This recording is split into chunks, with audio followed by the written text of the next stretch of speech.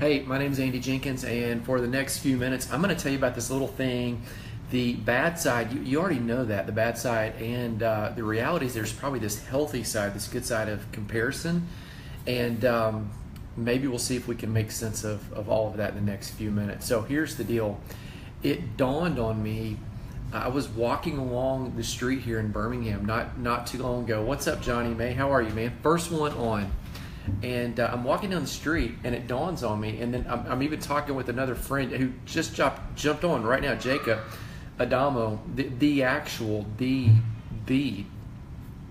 Jacob Adamo.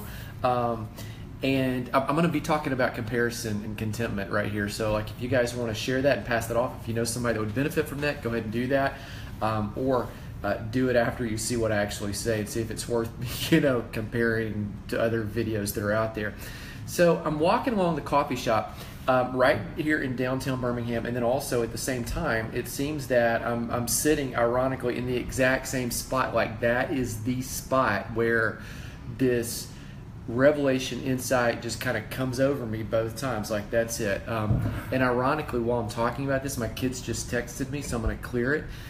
They just went to that same coffee shop not far down the street to meet a friend. So, like, that's the mecca, holy hub, whatever, of this bit of insight that I'm going to give you. So here it is. I'm going to roll into it. It dawned on me the other day that if I never saw a Facebook post during the day, like ever, right now, with where I am, if I was just doing my thing, and Bob just jumped on, who I was with at that same coffee shop 2 days ago, 3 days, sometime this week.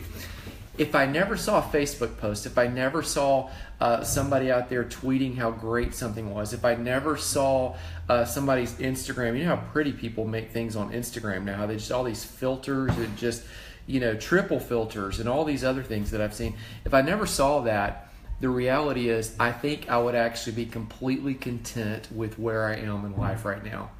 Like, I know we've been through some tough stuff that's required some deep emotional soul searching over the last year.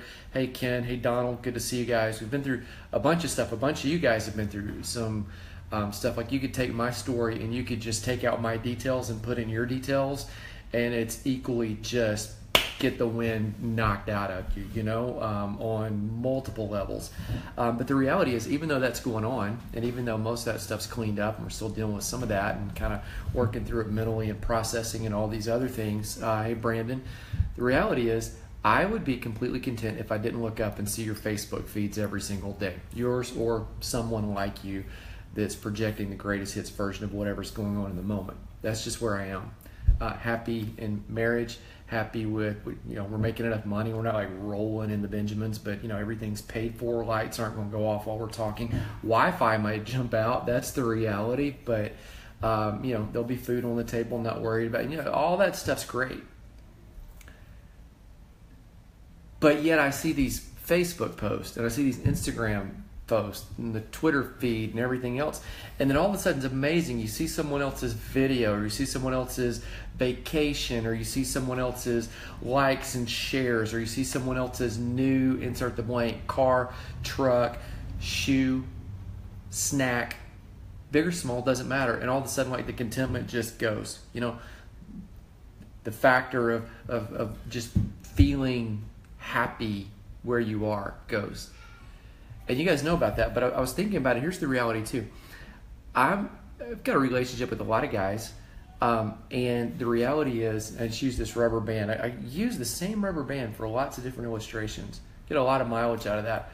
The reality is, I'm in a relationship with a lot of different guys, and if I was in a relationship with those guys, the reality is, like, by seeing other things that are in them, like, it creates this tension all the time.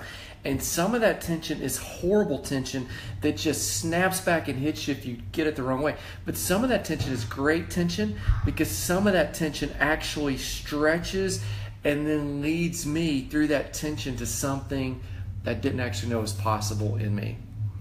Like, it makes you a better dad. It makes you a better father and husband, makes you a better business guy. It makes you more creative. It makes you, even, in the physical world, they've seen this stuff is true.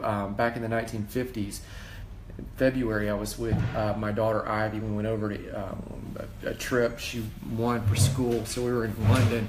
And while we were there, we went to Oxford. This is where the track was at Roger Bannister, right outside of Oxford, where he ran the first 4-minute mile. He ran it back in 1954. It was 3 minutes and like 59 seconds and very small, like half a second before he hit 4 minutes. Everybody thought that humanly it was impossible and like a human would die if you ran a 4-minute mile. He didn't die. And then the next month, Roger Bannister not only broke that, but 2 more guys break the 4-minute mile barrier. 2 more guys hit it. Hey, Spencer and Matt, how are you guys? 2 more people break it. The next month. That next year, 300 people broke it. In other words, what happened was this tension. Like, people saw this comparison, and it could have snapped back, and I'm sure people got burned by that. You can get burned by that. But also, he's here, and these runners have this relationship of some sort, and it shows you all of a sudden, here's what's possible, and it pulls you farther. Does that make sense? This is how I learned to surf. I actually learned to surf the first time that I went out there. I got up. My friend Scott Gardner, he said, hey, we're going surfing. Was at a men's event out in San Diego. And so he showed us on the beach, and then he got the board out there, and I was on my stomach. He's kind of treading water or something right there. And he slings the board around like I'm a toddler. And he pushes the board into a wave that I wouldn't have taken, and yells, when to jump, after he showed me this. And because of that tension, and because of he's pro. Like, when he went and surfed, I told people it looked like Jesus walking on water. No kidding. Because he was surfing backwards against waves, doing stuff I didn't even know you could do.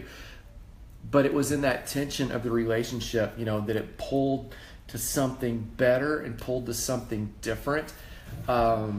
This is why I take guys out at the advance, and we end up talking just these long conversations, and you start seeing things in them that are things that you want. You start seeing things that are not just things that you want, where it becomes a comparison thief of joy type thing.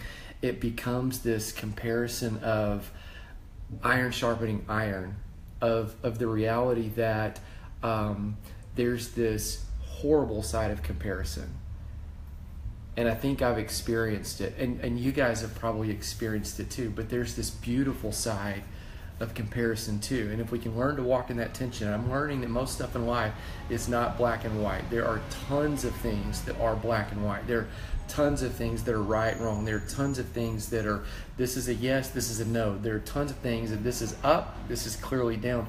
But there's so many incredible things that are, I hate to rip off a novel that's probably definitely on one of the side of black and white, but there's so many things that are just shades of gray, right?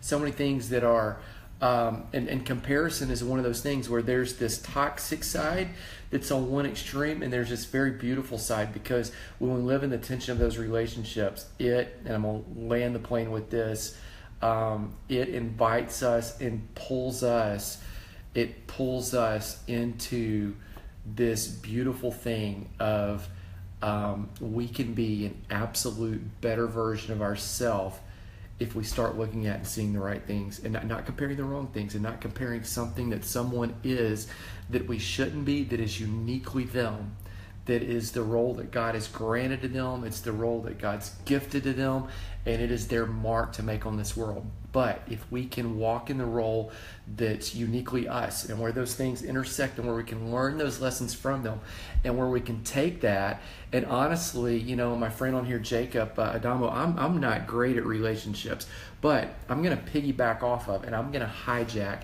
his relationship experience, you see, because he can pull me, and in the tension of seeing how great he does some of these things, like it pulls me farther. You guys see it?